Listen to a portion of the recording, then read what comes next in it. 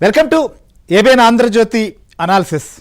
ఒక ప్రమాదం సంభవించినప్పుడు కొన్ని కుటుంబాలను చిదిమేస్తుంది, మరికొన్ని కుటుంబాలను అంధకారంలోకి నెట్టేస్తుంది. ఎందుకంటే ప్రమాదం మిగిల్చేది విషాదమే. సో విశాఖ స్టీల్ ప్లాంట్లో జరిగినటువంటి ప్రమాదంలో 9 మంది చనిపోయారు. ప్రమాదం జరిగిన రోజు 8 మంది మృతి చెందితే ఇవాళ మృత్యువుతో పోరాడుతూ మరో ఉద్యోగి ప్రాణాలు విడిచారు. మరికొంతమంది పరిస్థితి ఆందోళనకరంగానే ఉంది. దీంతో ఆయా కుటుంబాల్లో విషాదం అలముకుంది. ఇప్పటికీ తమ వారు లేరు అనేటువంటి వాస్తవాన్ని జీర్ణించుకోలేనటువంటి స్థితిలో ఉద్యోగుల కుటుంబాలు ఉన్నాయి. ఎందుకంటే విశాఖ స్టీల్తో తెలుగు ప్రజలకు ఉన్నటువంటి అనుబంధం కూడా అలాంటిది. ఎంతోమంది ప్రాణత్యాగంతో ఏర్పాటైన స్టీల్ ప్లాంట్ ప్రైవేటీకరణ కూడా తట్టుకోలేనటువంటి వారు తెలుగు ప్రజలు. అలాంటిది అక్కడ ప్రమాదం జరిగిందంటే ఎంతో తల్లడిల్లిపోయారు. సో ఈ ప్రమాదంలో 9 మంది మృతి చెందినటువంటి నేపథ్యంలో ప్రతి ఒక్కరూ ఈ విషయం తెలిసిన తర్వాత వారికి అండగా ఉండేందుకు ప్రయత్నం చేస్తూ ఉన్నారు. సో అందరూ వారిని వెళ్ళి కలవలేకపోవచ్చు, కానీ అయ్యో అంటూ బాధపడుతున్న పరిస్థితి ఇప్పటికీ ఉంది. ఈ విషయంలో ప్రతి ఒక్కరూ ఈ ప్రమాదం జరిగిన తర్వాత రియాక్ట్ అవ్వాల్సిందే. ఆ కుటుంబాలకు అండగా ఉండేందుకు తమ వంతు సాయం చేయాల్సి, తమ వంతు ఓదార్పును అందించాలి. అందులో ప్రజాప్రతినిధులు, పాలకులు, అధికారులు, ప్రజలు ఇలా ఎవరికి మినహాయింపు ఉండదు. కానీ ఈ విషయాన్ని తమ స్వార్థ రాజకీయాల కోసం వాడుకునే ప్రయత్నం చేయడం ముమ్మాటికి దుర్మార్గమే. అది ఎవరు చేసినా తప్పే.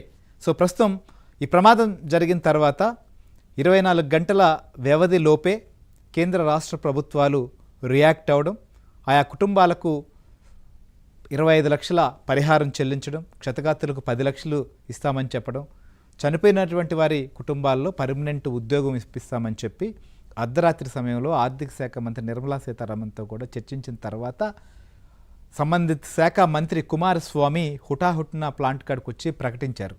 ఇది ప్రభుత్వం యొక్క చిత్తశుద్ధి. నిన్న రాష్ట్ర ఉప ముఖ్యమంత్రి పవన్ కళ్యాణ్, అలానే తెలుగుదేశం పార్టీ వర్కింగ్ ప్రెసిడెంట్ మంత్రి నారా లోకేష్ నేరుగా క్షతగాత్రుల దగ్గరకు వెళ్ళడం, వారితో మాట్లాడడం, అలానే చనిపోయినటువంటి వారి కుటుంబాలను కలిసి వారిని ఓదార్చడం, మేము ఉన్నాము, మేము ఉంటాము అనేటువంటి ధైర్యాన్ని కూడా చెప్పారు.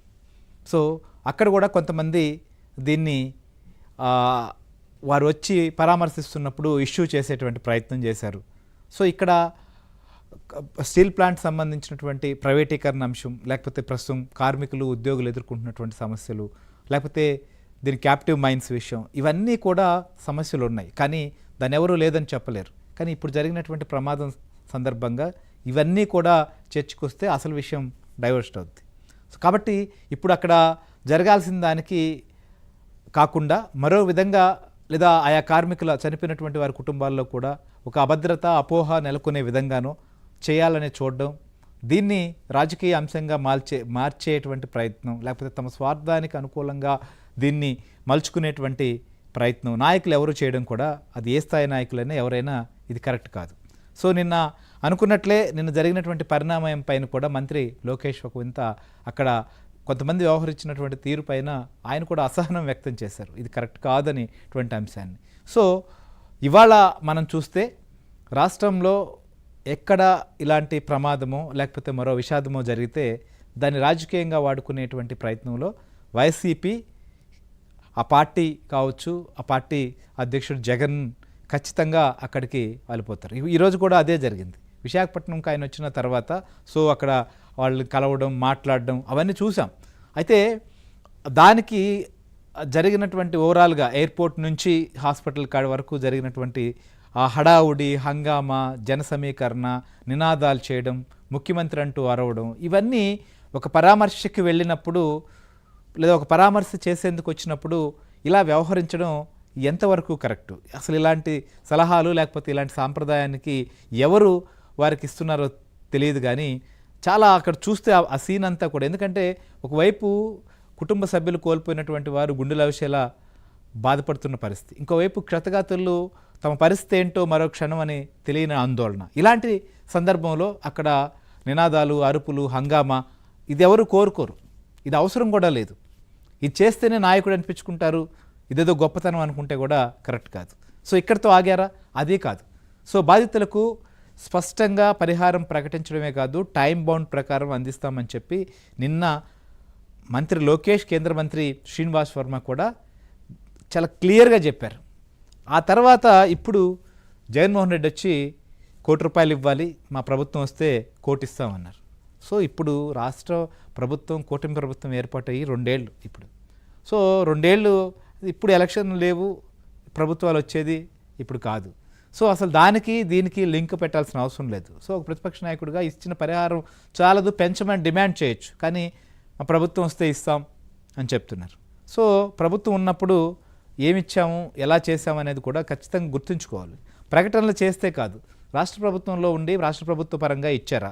గతంలో 2020 మే 7వ తేదీన ఎల్జీ పాలిమర్స్ కంపెనీలో కూడా స్టెరైన్ గ్యాస్ లీక్ అయ్యి 12 మంది చనిపోయారు. అప్పుడు ₹1 పరిహారం ప్రకటించారు. కానీ ₹1 ఎవరు ఇచ్చారు? ప్రభుత్వం ఇచ్చిందా, లేకపోతే కంపెనీ వాళ్ళు ద్వారా అందించారా? అది కూడా సకాలంలో అందిందా? ఏం చేశారనేది కూడా ఒకసారి గుర్తుంచుకోకుండా ఇవాళ జగన్మోహన్ రెడ్డి మాట్లాడినటువంటి కామెంట్స్ ఒకసారి చూద్దాం. మేము ఇంత అడుగుతా ఉన్నా కూడా చంద్రబాబు నాయుడు గారి ప్రభుత్వంలో ఎక్కడైనా మానవత్వం దాకా ₹1 ఇవ్వాల్సిన చోట వాళ్ళకి ఇవ్వని పరిస్థితి ఎక్కడైనా ఉంటే మాత్రం ప్రతి బాధితురానికి, ప్రతి బాధితుడికి చెప్తా ఉన్నా, ప్రతి అక్కకు, ప్రతి చెల్లెలకు, ప్రతి బాబుకు చెప్తా ఉన్నా, బాధపడాల్సిన కొంచెం ఓపిక పట్టండి. దేవుడి దయతో మన ప్రభుత్వం వచ్చిన వెంటనే 1 నెల తిరక్క మునిపే ₹1 రాష్ట్ర ప్రభుత్వం ఖచ్చితంగా చెప్తా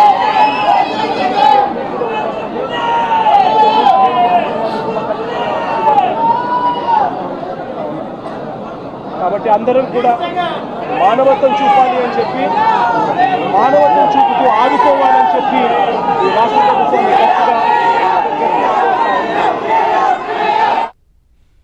చూస్తున్నాం. ఒక పక్క ఆయన ₹1 విషయం ప్రకటిస్తున్నారు, ఇంకో పక్క వెనక చేరి సీఎం అనేటువంటి నినాదాలు. సో అక్కడ ఒక పరామర్శకు వచ్చినప్పుడు ఈ రకమైనటువంటి వ్యవహారం, ఈ రకమైనటువంటి విధానం అసలు ఏమాత్రం ప్రజాస్వామ్యంలో కరెక్టు, అసలు అది సందర్భమే కాదు.